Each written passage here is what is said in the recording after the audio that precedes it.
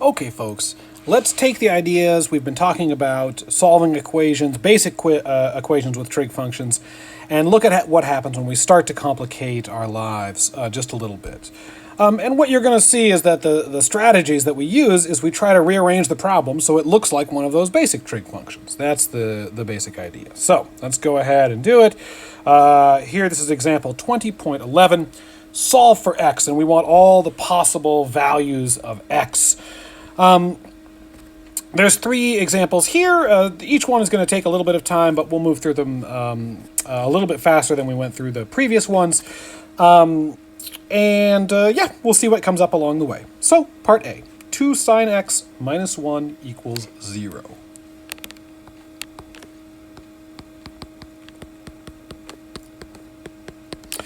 Well, we certainly know how, we know how to solve things of the form sine x equal a number c. And so we're just going to rearrange this. We're going to do what we call solving for sine x. That is getting sine x by itself on one side, and if there's just a number on the other side, then we can solve this thing. So let's do it. I'm going to begin by moving that minus 1 to the other side by adding 1 here and here. So we have 2 sine x is equal to 1. The next thing I'm going to do, since there's a 2 and multiplied in front of that sign, is divide by 2 on both sides. And since on the left they cancel, we're just left with sine x, and that's equal to 1/2. Now, sine x equal 1/2, this is an equation just like this, and the strategy for solving these equations is to get one solution and then use the observation we made about solutions of basic equations with sine in them. That will generate all of the other solutions. How many different solutions does this have? How many different angles are there where the sine of that angle is 1/2? There are infinitely many different solutions. Okay, here's how we're going to do this. Sine x equal 1/2. 1/2 is one of those numbers that looks familiar to me. I know the numbers 1/2 and radical 3/2 go together as sine-cosine pairs, and they go for the angles 30 degrees and 60 degrees, and it's just a matter of figuring out which one is which. If this is not something that pops naturally into your head, let me just do a little mental sketch of the way that my brain works when I am forced to take on a problem like this. I think of the unit circle, and I think of there's a 30-degree angle, and there's a 60-degree angle. And each of these is a pair, a sine and a cosine, where cosine is like the x and sine is like the y. And of the numbers I know that go together are 1/2 and radical 3/2. Of these two, on one of these points, the x is 1/2 and y is radical 3/2, and on the other point is the other way around. And my brain never remembers which is which, but this is the way that I figure it out. The smaller of these two fractions, the one that has actually a smaller number, is 1/2, because 1 is less than radical 3. So this is smaller, this is bigger. And if you look in this picture, here the x is larger, the y is smaller. So if the x is larger here, the x is radical 3/2, y is 1/2. This is going to be the other way around. This one is going to have the x is 1/2, and the y is radical 3/2. Because of that, well, let's do the thing properly here. If you don't have this picture in your head, this is a good time to work on getting it back. Coordinates of that, we just figured out. The x is the larger one, it's radical 3/2, comma 1/2. And up here, it's the other way around. It's 1/2, comma radical 3/2. And in general, when you look at a point on the unit circle xy, the x is like the cosine, and the y is like the sine. And so we're looking for the one where sine is 1/2. So the mental process that I go through is, I think sine is 1/2. That means sine is the smaller one, because 1/2 is the smaller of the two numbers. And the smaller one, occurs in the sine position and the y position here. And this angle is 30 degrees. So that x is a 30-degree angle. And if you want to do it in radians, instead of 30 and 60, it's pi/6, pi/3. So this x is equal to pi/6. All right. Can you find this first value any other way? Yes, you can. You can do it by memorizing the table. You can do it by picturing the unit circle. That's the way that I like to do it. You can do it by looking at basic triangles, and there's a number of other ways. So I would recommend that you have at least the angles in the first quadrant, all the sines and cosines memorized. That'll make your life a lot faster in these problems and in some subsequent ones as well. Okay, so this is one answer to this, pi over 6, x equal pi over 6. But we know, since the sine function repeats, that there's going to be a lot more answers. And what we need to do is go back and look at how do we come up with the other answers once we have one. Now, I presented these, I think, for tangent and cosine, but not for sine. In all of them, this is like a summary. This table summarizes how we solve basic trig functions. Sine x equal a number, cosine x equal a number, tangent x equal a number, and we're working on sine x. So it says, first find one solution. Use inverse sine of c. Well, the c in this case was a half, and we know what x gives a sine equal to a half. It is pi over 6. So we found one solution, pi over 6. The general solution is, and this is the formula, that pi over 6 goes right in where we have this inverse sine of c. That's our pi over 6. And you'll notice it's minus 1 to the n times pi over 6 plus n times pi, where n is any integer. It's any number, 0, plus or minus 1, plus or minus 2, etc. So I'm just going to copy this general solution down, replacing that inverse sine of c. I'm going to replace that with the single value that we found, which was pi over 6. Okay. Here we go. The general solution is x equal negative 1 to the n times pi over 6 plus pi times n.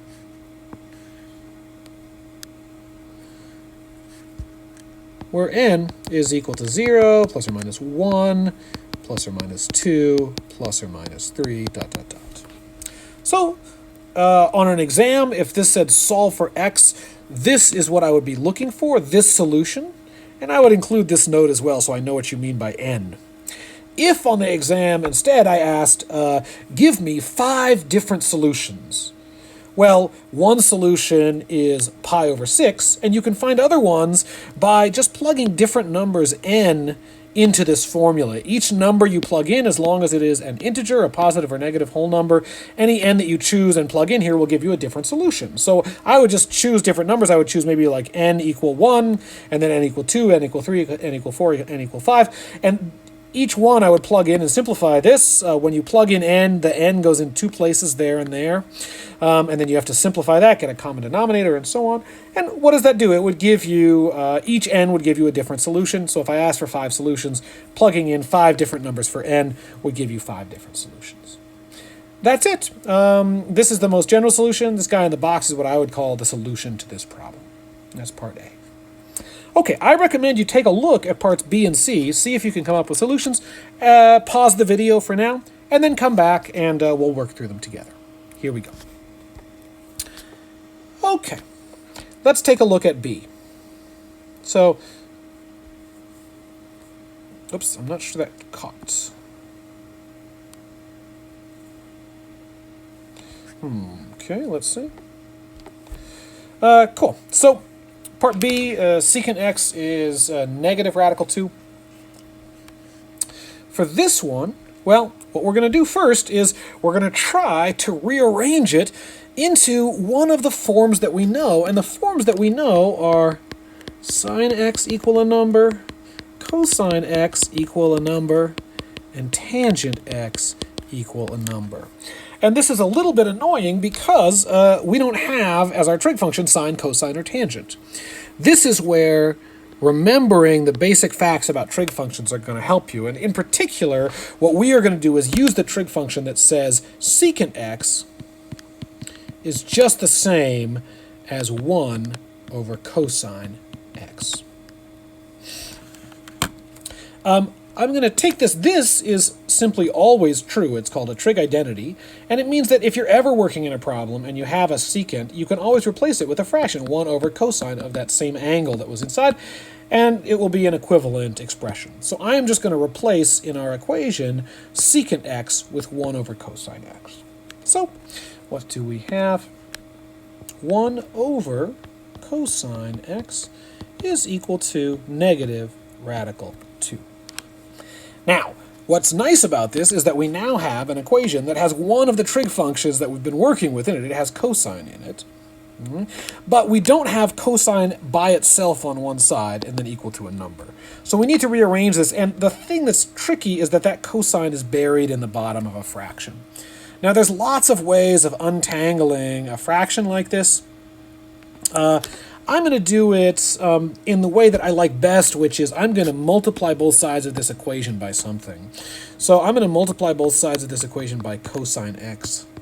I like this because I'm very confident of what I'm doing. I know I can multiply both sides of an equation by the same thing, and it will preserve the equation. And the nice thing is that on the left, the whole reason I did this is that the cosine cancels with the cosine there and leaves behind just a 1 on the left. On the right, we have negative radical 2 times cosine x. And now, to get that cosine by itself, I'm going to divide both sides by negative radical 2. And on the right-hand side, the radical 2's and the negatives cancel, and we're just left with cosine x. And what is that equal to? It's equal to 1 over negative radical 2. In a fraction, if either the top or the bottom is negative, you can just move that negative out into the front. I'm going to do that. And I'm also going to write this equation just in the opposite order, because then it will look a little bit more familiar. So this is cosine of x is equal to negative 1 over radical 2. Okay. Is this now an equation of the form cosine x equals c equal a number? Yes, it is. Cosine x is equal to, it's a complicated looking number, 1 over radical 2, and has a negative in front, but nonetheless, we're doing well. However, this is not a familiar value of cosine, and the reason it's not, well, you can't always count on getting a familiar value, but in this case, it happens to be obscured by the fact that this is not written in its simplest form. And in particular, when we write fractions and radicals, we like to get rid of the radical in the denominator. This is called rationalizing the denominator. And this is a trick that's useful in a lot of different situations. We're going to do it here, multiplying the top and bottom by radical 2. Of course, that fraction, radical 2 over radical 2, is just the fraction is just equal to 1, so we're multiplying this by 1. It shouldn't change the value of it at all. However, it will make it look a little bit different, and that will be useful to us. So this is equal to minus, on the top, radical 2 times 1 is just radical 2, and on the bottom, radical 2 times radical 2, they multiply together and cancel out that radical. They leave behind just a 2. So this is cosine x is equal to negative radical 2 over 2. Okay. 2 steps to do here. First, can we find an angle whose cosine is negative radical 2 over 2? Well, just imagine if that negative was not there. If that negative was not there, then it would be cosine equal radical 2 over 2. That's a value that I happen to know. Radical 2 over 2, that occurs when sine and cosine are equal to each other, and it happens at pi over 4, or 45-degree angle. Now, the negative we need to be a little careful with, and here's where we're going to use the suggestion. If you look at that table that we saw before, here we're dealing with cosine equals c, and we're trying to find one solution using inverse cosine. We could do that, but I think that we can do it even easier this way. The inverse cosine of a negative is equal to pi minus the value that you get for the original. So that's the one that looks like this. Here we go.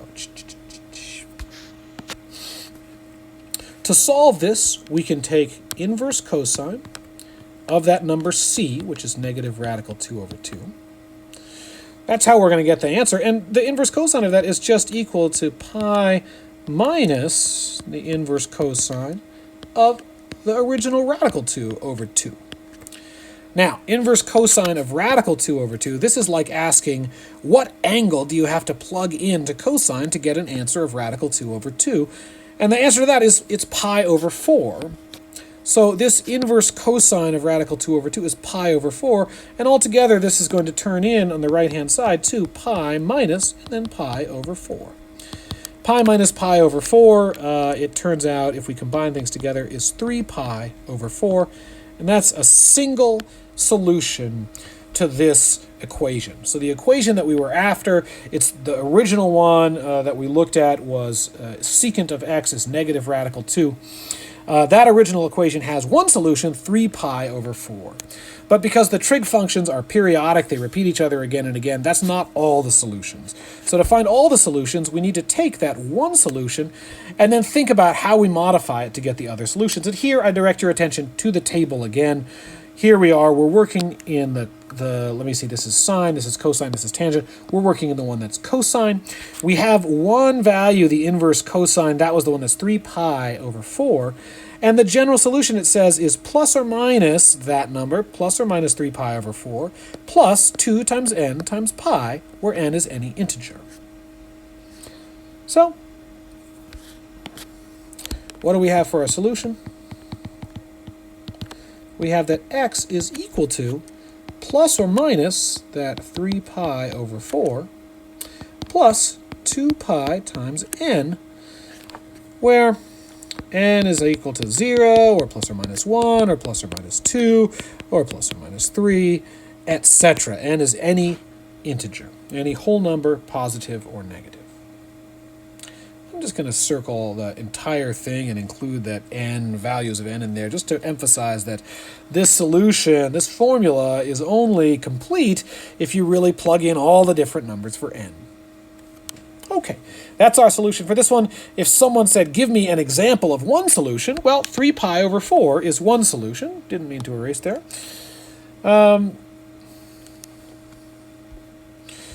Let's see. That gives us one solution. But we could get another solution by just picking a number for n and substituting it into this formula. The n would go in right here. And we could choose either a plus or a minus. They both give solutions. Yeah? So for example, if I wanted another solution, I could plug in the number n equal 3 here, and I could choose to make this positive. It's your choice which one you want to choose. Positive 3 pi over 4 plus, this is 2 times pi times 3, or 6 pi. And combine those, you'll get a fraction with a common denominator, and that will give you another solution in addition to this one, 3 pi over 4. And of course, you can get more solutions by just plugging in different numbers for n. That's it. This is our solution to part B. Let's go ahead and look at part C.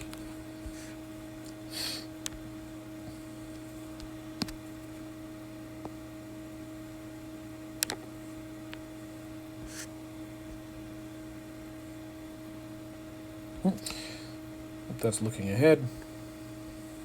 Move that out of the way. Okay, here we go. Okay, part C.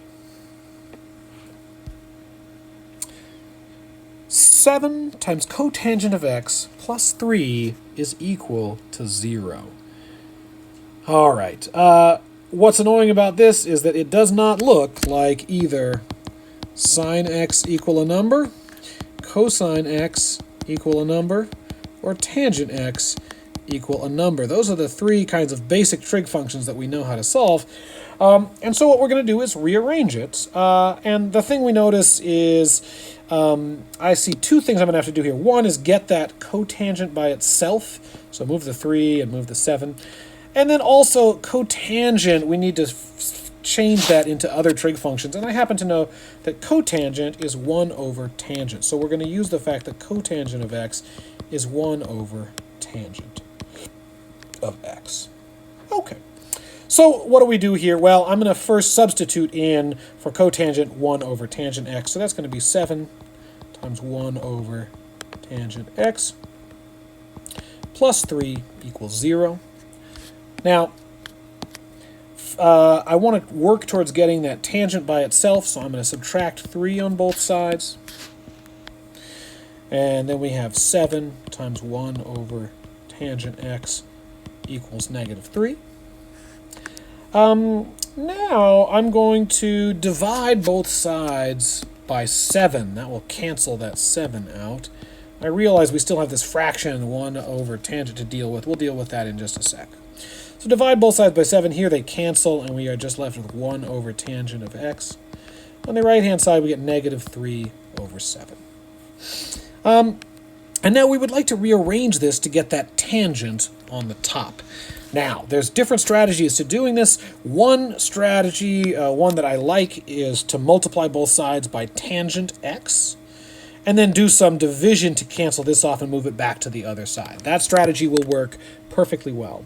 What I'm going to use instead, in this case, since we have a fraction equal a fraction, is I'm going to use the following nice fact. If you have one fraction equal another, if you flip this fraction over, then it will be equal to what you get when you flip this fraction over. That is, we just take the reciprocal of both sides, and those are still equal. So taking the reciprocal of the left, whoops, okay, tangent x over 1, and that's equal to, well, we keep the sign, the negative, and instead of 3 over 7, it's 7 over 3. Oh, this guy's in my way now again. So what do we have? That 1 in the denominator is not changing anything. So this is just tangent x equals negative 7/3. And the idea is that first we want to, well, what is the solution for tangent? Let's go back and look at our table. So we'll come back to this, but for starters, let's go ahead and look at our table here. For tangent x equals c. Find one solution. Use inverse tangent of c. That is tan inverse of c. Use tan inverse of minus c is equal to minus tan inverse of c. So we may need to use this as well. The tan inverse function, it seems like we're actually going to have to use that here because this number that we got for our c, which is negative 7 over 3, that's not a value of tangent that I know. It's not one of the values of tangent that appears in our table of common values. So, what do we do? Let's just first try this. X equal tan inverse of negative 7/3.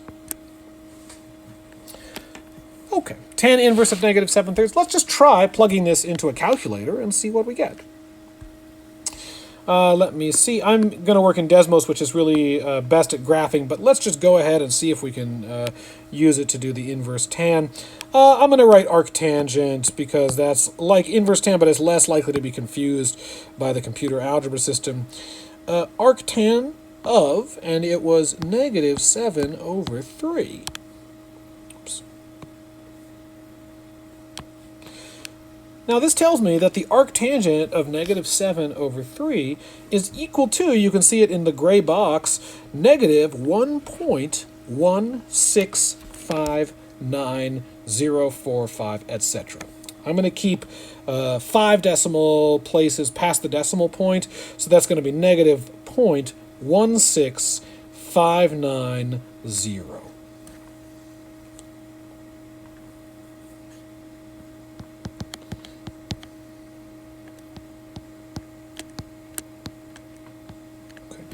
This is one angle that if you take the tangent of it, it gives you negative 7/3.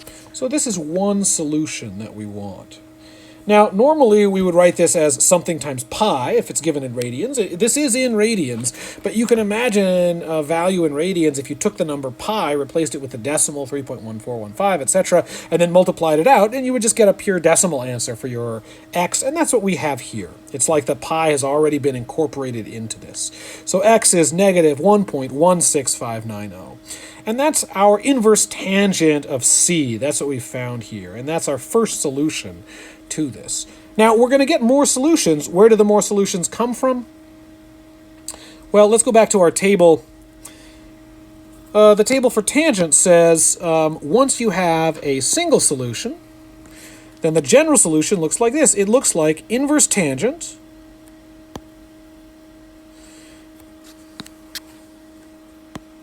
of c, which is the number that we found. It's that negative 1.1 something, plus any number n times pi, where n is an integer, a positive or negative whole number.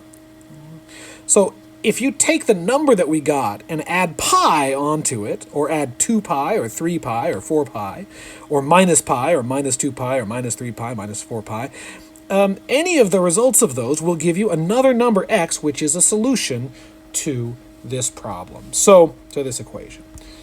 So how does it look? The general solution looks like so. It's x equals negative 1.1659 plus n times pi, where n is equal to 0, plus or minus 1, plus or minus 2, and so on. And this is our solution to equation C.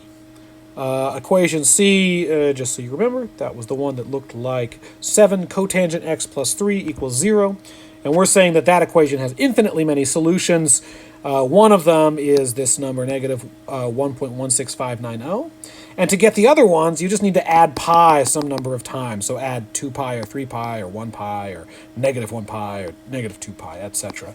And each one of those will give you another value of x, which is a solution. Just because we haven't dealt so much with decimals, I'm going to add on, like this is a little extra bonus part of this question C. Give me one more solution. Here's how we're going to do it. We just pick an n. I'm going to choose n equal to 3 because why not? And then we use the formula above, substituting in n for 3. So x equal negative 1.16590 plus 3 pi. Okay, this doesn't maybe look like a solution, but it really is. And if you want to somehow, it looks complicated because it's these two pieces added together. But still, this is a number, and pi is a number. 3 times pi is a number. So this whole thing, if you just simplified it, if you used a decimal approximation for pi, you could combine these into a single number, and it would be x equal to a decimal number. And just to do this problem really start to finish, let's go ahead and figure out what that decimal number is. We have this number negative 1.16590. And then I want to add on to that 3 times pi. And when I do that, I get a number, it's a positive number, positive 8.25888 if I round it off. Interesting. 8.25888. I'm going to change these into squiggly equals or approximately equals because that's a rounded off. And I should do the same thing up above in my original answer. These are both decimal approximations. They're not exactly the answer, but they're what you get if you round the answer off to 5 digits after the decimal place. Okay, so this is the solution to the extra question, which is give me one more solution to that equation. The equation 7 cotangent x plus 3 equals 0. This is another solution, x equal 8.25888, approximately. And if you wanted more solutions, you would just do the same idea of picking a number for n, any integer, positive or negative whole number, and then plugging into this equation, putting the n in here, and then using your calculator to get the decimal. Okay, that's it for this example. We have one more complication to look at in the next video, and then we'll be done for today.